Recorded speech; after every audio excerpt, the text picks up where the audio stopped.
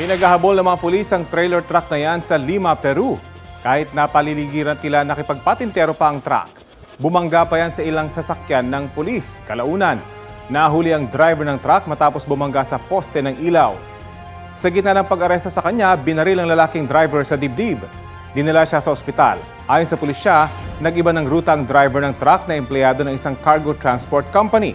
Kaya yun isinumbong ng kanyang mga employer sa mga otoridad.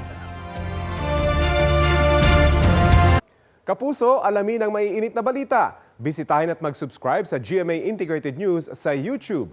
Sa mga kapuso abroad, samahan niyo kami sa GMA Pinoy TV at sa www.gmanews.tv.